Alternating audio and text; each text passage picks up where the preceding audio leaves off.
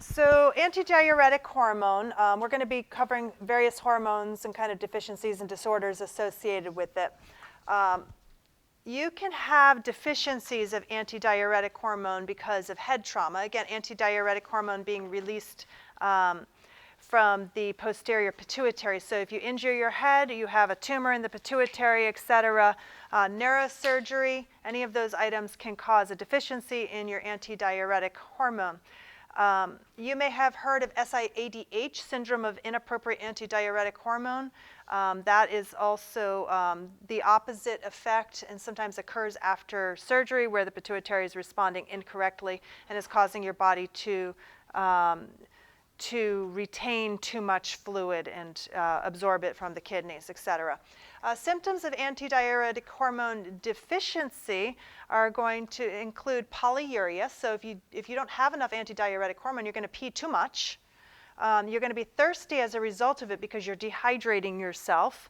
You're going to be getting up at nighttime having to go to the bathroom. You're going to be tired because you're probably throwing off your electrolytes, and you're going to be disoriented and lethargic. So you will see a decreased urine-specific gravity in this, again, because of an antidiuretic hormone. You should be pulling back water, but when you have a deficiency of it, you're just dumping everything out. Diabetes insipidus is a disorder of antidiuretic hormone. So it's not diabetes specifically, it's antidiuretic hormone issues. Damage to the posterior pituitary. And again, it's a production with antidiuretic hormone production. You are urinating too much, you don't have enough antidiuretic hormone, you're thirsty, you're dehydrated. So this is kind of an underlying issue with the pituitary where you're just not making enough of this. It could be transient, it could be a permanent problem for you. Excess ADH, the opposite. So you might have a tumor in the pituitary that is causing you to produce too much of it. It could be drug-induced, low sodium. The cells are essentially going to swell up under this condition. So you're going to have muscle weakness, muscle cramps. You're just not going to be dumping out this fluid. So you have too much, you have a fluid overload type of state going on. Disordered growth. So growth hormone, we're again remembering that we start all the way up at the hypothalamus and we go to the pituitary, and from there we're going to release our growth hormone. So hypothalamus is going to release our growth hormone releasing hormone, our growth hormone inhibiting hormone, also called somatostatin, and both of these are going to determine how much of the growth hormone, which is sometimes termed somatotrophin, how much of this is produced from the pituitary. We tend to have kind of a rhythm or diurnal pattern of growth hormone release that occurs over our 24-hour period. Growth hormone affects our metabolism, it affects our growth, etc. It increases protein synthesis, breakdown. Interestingly enough, when you have a low blood sugar, you're actually going to stimulate growth hormone releasing hormone from your body because your body thinks, oh, we need to start producing and doing more. So growth hormone actually goes up in a low blood sugar state, whereas when your blood sugar is high, growth hormone is going to go down. So sometimes you can see delayed growth or smaller stature in people who have very high blood sugars chronically over time at a younger age because you're inhibiting your growth hormone. Growth hormone, this is just a picture of the growth hormone feedback loop. And it just shows how the hypothalamus is releasing its somatostatin, which is affecting the anterior pituitary, releasing its growth hormone. And it just kind of keeps cycling back and around. And when you get too much of it, it's going to kind of depress it to kind of keep it within normal bounds. Regulation of growth hormone. Again, we mentioned a low blood sugar stimulates the release of growth hormone, releasing hormone from the hypothalamus. That is going to cause the pituitary to create more of this growth hormone, which is going to mean more glycogen is broken down into glucose by the liver cells because we're trying to get blood sugar back out and up in order to stimulate our growth processes. High blood sugar, on the opposite hand, has precisely the opposite effect. where it is going to stimulate growth hormone, inhibiting hormone from the hypothalamus, which is going to tell the pituitary, hey, stop making growth hormone. We don't need so much of that. This is a growth chart showing growth hormone deficiency. And you'll notice that the point at which the child began to be treated with growth hormone is when their growth picked back up. So sometimes you'll have children who have abnormally small stature. Those children should be referred to an endocrinologist to make sure that their growth hormone levels are at proper levels, and if they're not, so that they can be treated. Because if you treat them at a young age, you can just give them the growth hormone that they need, and they will go on to achieve a normal stature. If you miss it, well, then there's not really much that you can do after the fact.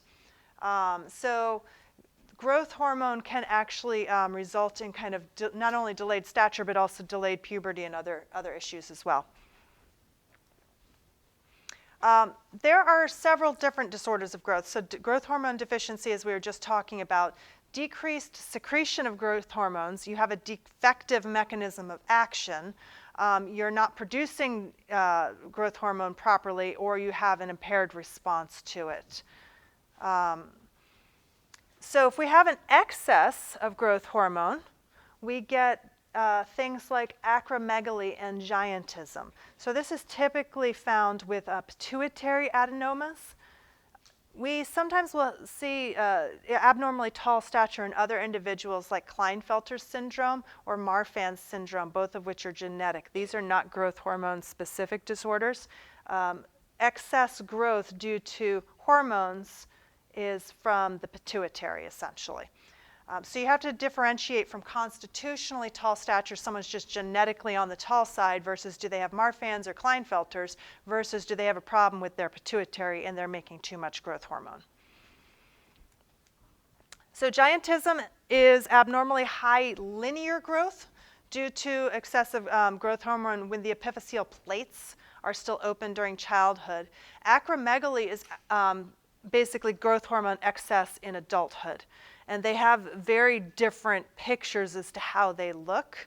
This is after your growth plates have closed. So you can't actually grow taller as an adult because your growth plates are closed, but you can have excessive growth of your facial features, your fingers, your nose, your ears, et cetera, and it's going to look very different.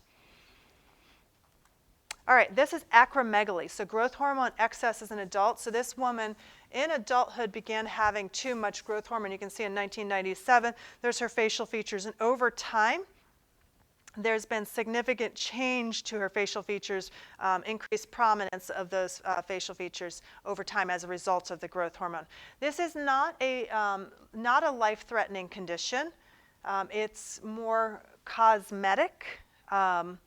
So, however, it can be associated with things like arthralgia, amenorrhea, a lot of facial type hairs, sleep disturbances, sleep apnea, headaches, hypertension, and thyroid disorders. Giantism, on the other hand, is your abnormally tall stature. So this is someone who would have had abnormal growth hormone levels as a child before the epiphyseal plates closed and just kept growing and growing and growing and growing. And this is a real picture of a real person. So abnormal growth, big for age, very large hands and feet, toes and fingers, prominent jaw and forehead, again, similar to acromegaly, coarse facial features, can be associated with weakness and deafness. Marfan's syndrome is not endocrine, it is genetic. So this is an inherited disorder in which people may be abnormally tall, and it is a connective tissue issue, and you may remember that when we were talking back to genetics, Marfan was one of the ones that we covered, but basically it's a disorder of the connective tissue where you are very tall, but you're also prone to certain issues such as spontaneous rupture of your aorta because your connective tissue is not as strong or as vigorous as other people.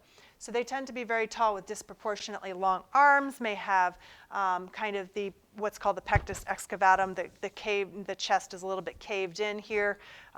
They may have a curved forward curvature of the spine, and again, aortic dissection tends to be much higher in these individuals. Adrenocortical disorders. So these are all our fight or flight stress response areas. We can have hyperfunction, hypofunction, and we can have tumors. Primary, again, is going to be if it's located at the tissue itself, so at the adrenal gland itself is primary adrenal disorders. Secondary is if it's at the pituitary or the hypothalamus, or ectopic if it's another source. When we talk about too much cortisol, we're talking Cushing's. If we talk about too much aldosterone, we're talking Conn's disease. When we're talking about low cortisol, we're talking Addison's or Waterhouse-Friderickson's. And then tumors, adrenal mass, may be adenomas or carcinomas. So glucocorticoids are produced in the adrenal cortex of the adrenal gland, which sits on top of the kidneys. It raises our blood glucose. It secretes a lot of our catecholamines. Our cortisol levels causes protein breakdown.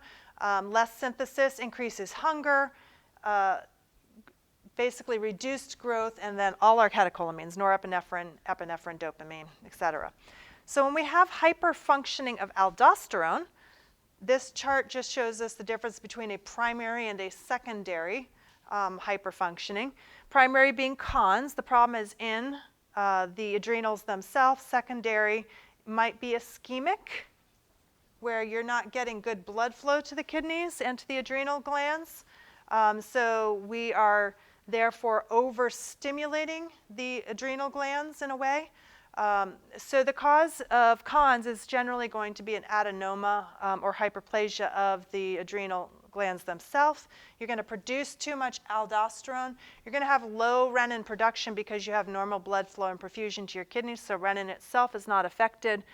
Sodium tends to be high, potassium tends to be low side, and you tend to have high blood pressure along with potentially metabolic alkalosis. When we have secondary, where it's ischemic because our renin-angiotensin system, then we're going to see the difference here is that we're actually going to see an increase in renin as well because it has to do with kidney ischemia. But we're still going to see an elevated level of aldosterone because the renin is triggering aldosterone production as well. So similar symptoms, but the underlying cause is actually different. So back to when we were talking about blood pressure, treatment-resistant high blood pressure, this is that same picture of the kidneys are ischemic, so you have renal artery stenosis. Because of that, you release additional renin, which increases angiotensin. That increases our blood pressure. But the blood pressure, then the angiotensin then goes down, affects the adrenal cortex, and results in an increased release of aldosterone as well. So that's our secondary hyperaldosterone. I'm not going to go into the renin-angiotensin-aldosterone system because we did cover it in our last prior classes, so we'll just kind of move on from this slide. Adrenal dysfunction of cortisol. So we talked about aldosterone as being one primary hormone from the adrenals, and the other one is going to be cortisol. So the kind of opposites of high versus low cortisol is going to be Cushing's versus Addison's. Cushing's is our elevated cortisol, and Addison's is our low cortisol. And again, Cushing's could be because you're giving someone too much steroids, or it could be due to a tumor in the pituitary or the hypothalamus, or hypertrophy, or even a pituitary in the adrenal glands themselves. So in this case, the cortisol levels are going to be high. The adrenocorticotropic hormone may be high or low depending on where the origin of the problem is. Is this Cushing's, specifically at the level of the adrenal glands, or is it a step up and it's in the pituitary itself, is going to determine whether your ACTH and your CRH, which is coming from the hypothalamus, whether those are low or high.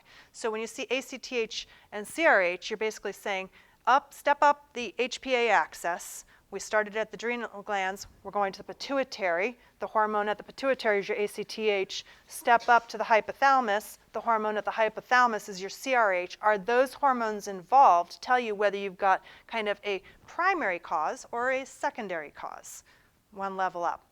On the other hand, Addison's disease, which typically tends to be an autoimmune disorder, or could result from suddenly stopping prolonged steroids, so you could get kind of trigger an artificial Addison's disease in patients.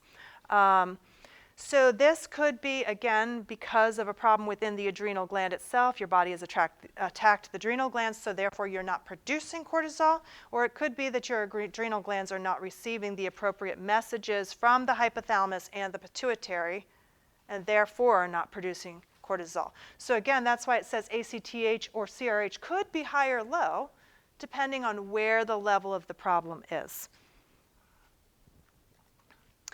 This is a little breakdown of Addison's disease. Classic bronze pigmentation of the skin tends to go with Addison's. Changes in body hair distribution, low blood sugars because you're not producing enough cortisol. And as we know, cortisol tends to increase our blood sugars. Postural hypotension, weight loss, so kind of everything that's kind of like you're being a little bit depressed in this state because you're not making enough of your cortisol. Primary Addison's, destruction of the cortex itself. This is just another table kind of showing the difference between what the cortisol levels are going to look like and where the problem is. And you'll see that if it is a tumor in the adrenal gland itself, your cortisol level will be high, but your ACTH level will be low.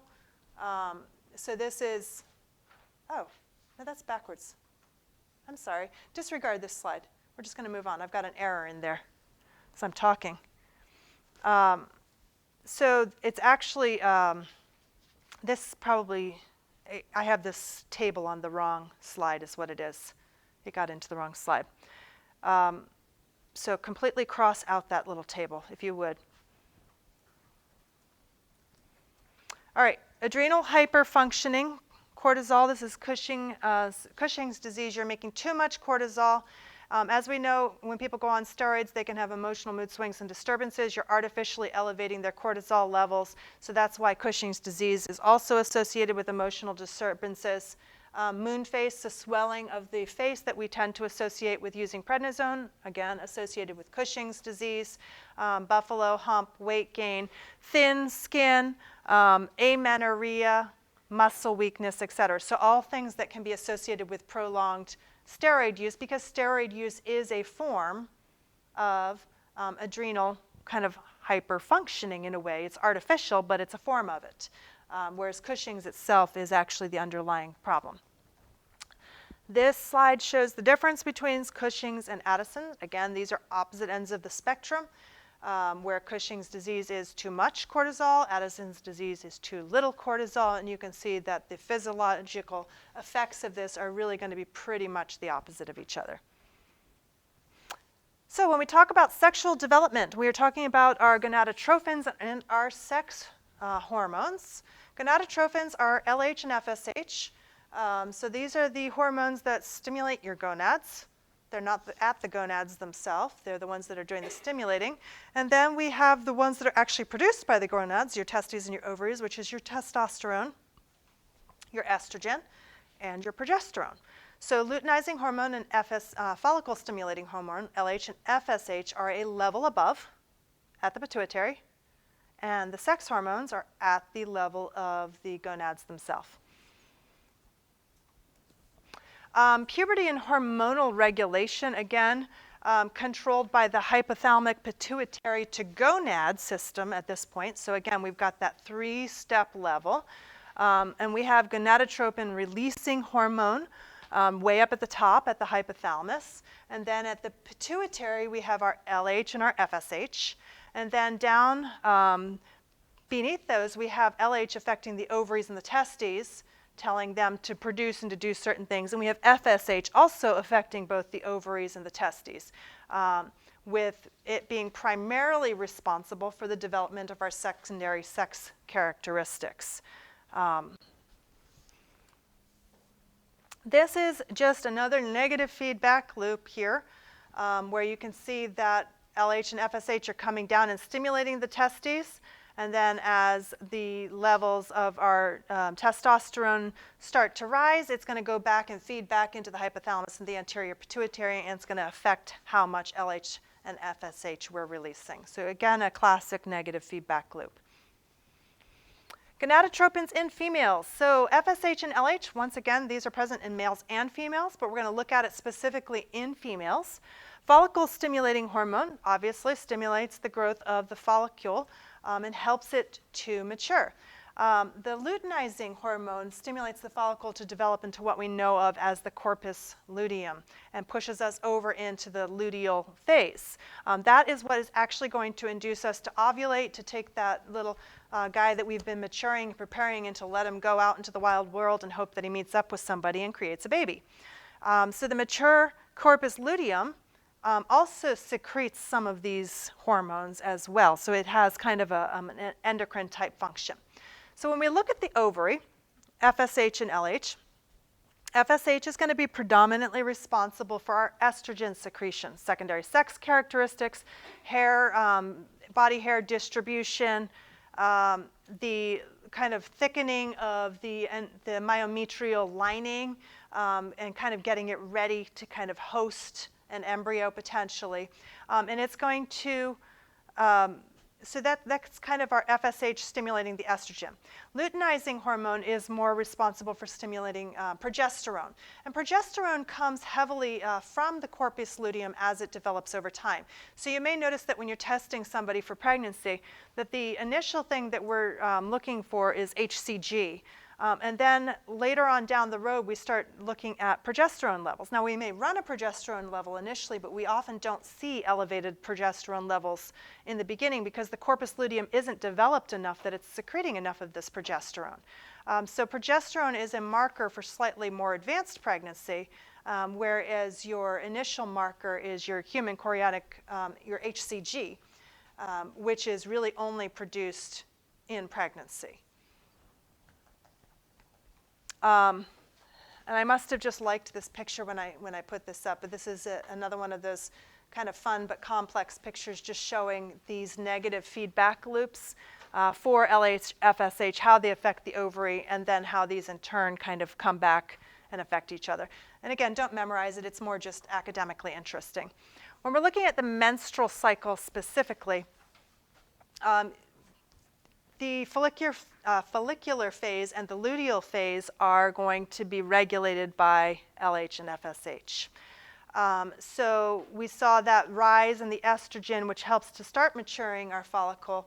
And then we see kind of a subsequent rise in progesterone, where we're releasing the follicles, getting ready to hopefully implant, is what your body is hoping, and then kind of cycling back through those phases. Khan Academy, I think you probably saw them, has some very, very nice videos online that show a very specific breakdown of exactly how the hormones affect the menstrual cycle in kind of movement real time, which makes it a lot easier to understand than just simply staring at a slide.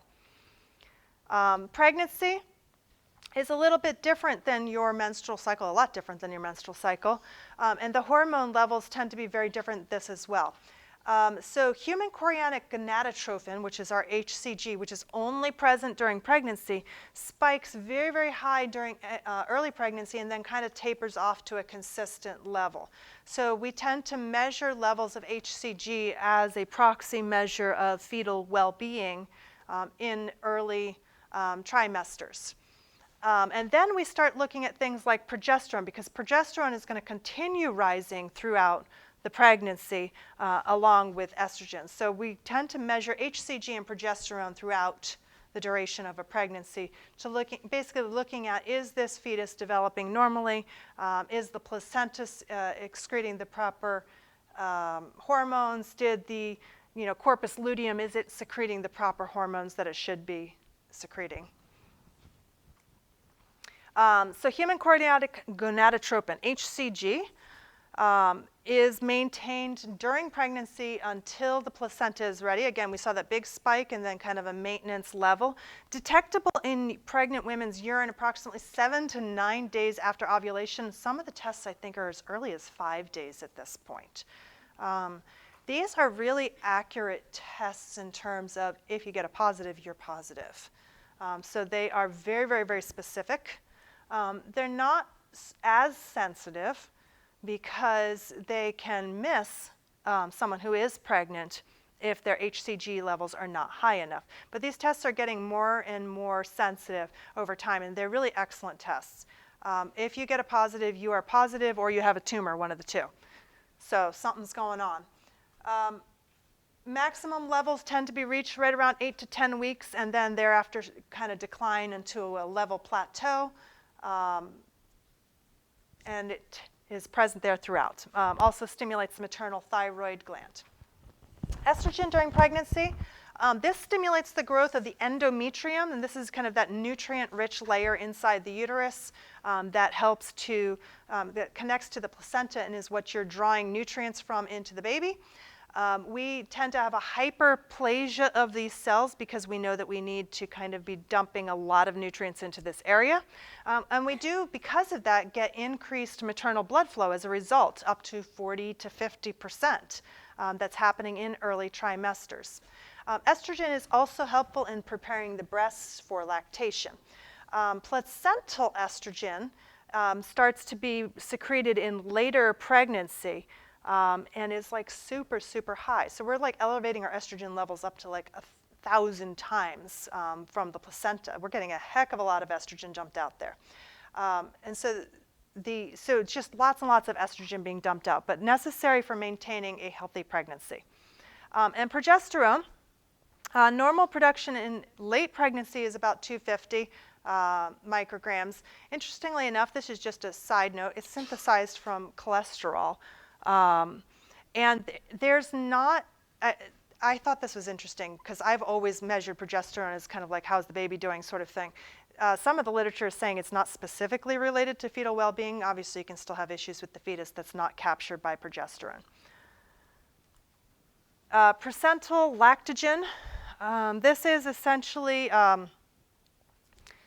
one that we don't care about as much in general, but it has to do with lipolysis and circulating fatty acids. So it's just there so that you know the term, but this is not one of the ones we're focusing on. Endocrine changes in pregnancy. The pituitary gland actually enlarges by a big chunk, about 135% during pregnancy in order to cope with the increased demands on the hormones.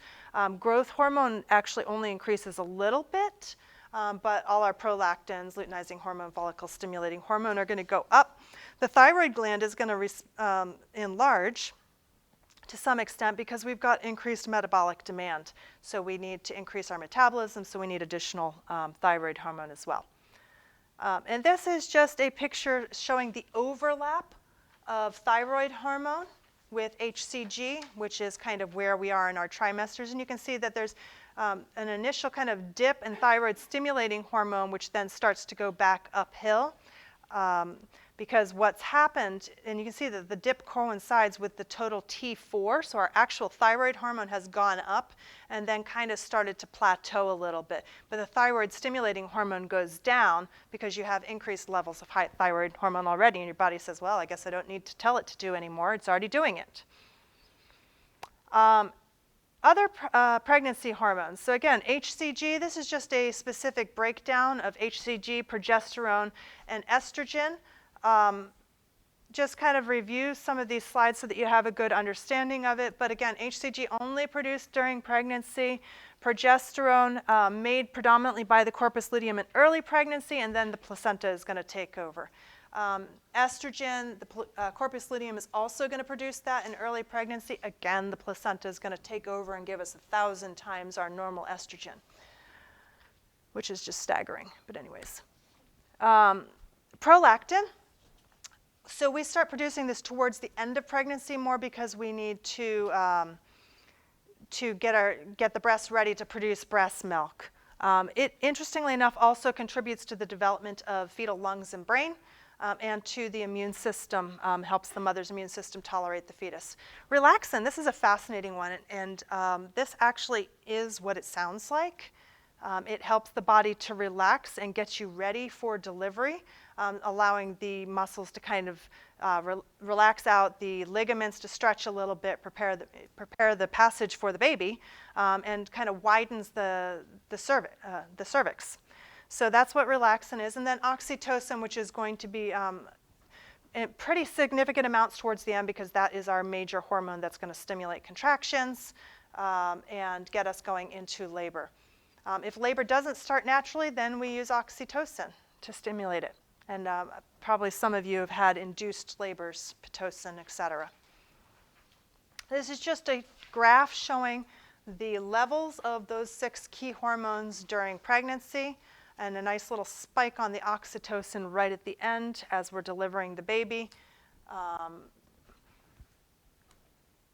Changes in the breasts, again, hormone-induced changes. We tend to see increased breast size, nipple size, pigmentation, increased blood flow to the areas. You might get colostrum production somewhere in the range of mid-pregnancy, increased development of the ducts and the alveolar systems, again, getting ready for lactation. All right, we are at the end of this. We just have a couple of case studies that I wanted to talk about here. Oops. All right, well, I've just put it up, so that's great. 26-year-old female presents with spontaneous galactorrhea over 2 days, amenorrhea for 2 months, not sexually active currently, no contraception.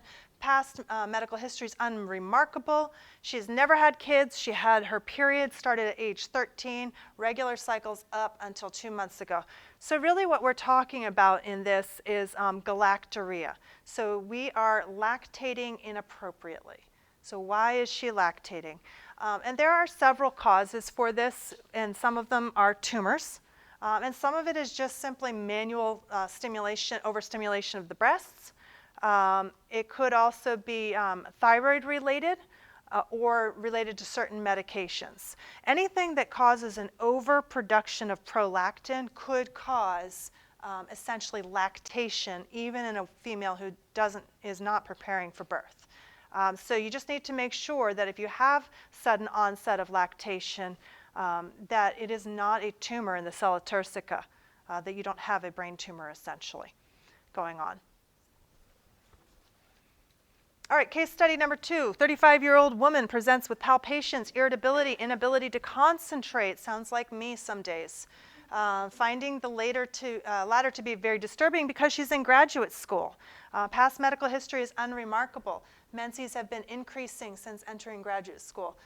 She's gravida 2, para 2, and status post a tubal ligation with decreased sex drive. Sounds like a good reason to have decreased sex drive, all those things going on. So what do you think this could be? Besides, sucks to be you. You're in graduate school. Everyone's tired. Oops. There we go. Yeah, absolutely. Let's check her thyroid. That's the most likely cause right here is your thyroid. So we would just run our thyroid tests and see, do we have a normal TSH? Do we have a normal T3, T4? See, just make sure that we don't have that this isn't just simply a stress response. Maybe there's something physically underlying it. But all of these would hang together very well with thyroid disorder. And then the last one is a 30-year-old male presents to the emergency room via ambulance, comatose, found by his partner in the morning. Past medical history unremarkable except for viral illness 1 month ago. What might you think of? He passed out and someone drove him to the ambulance. Drove him in an ambulance to the emergency room, and it's your job to figure out what's wrong with him. Yeah, absolutely. So he could be a sudden onset diabetes. That would be a very good reason for suddenly passing out and going into DKA because you've stopped making insulin. This is actually a classic presentation for that. So we have reached the end of our slides, and we are done for the day.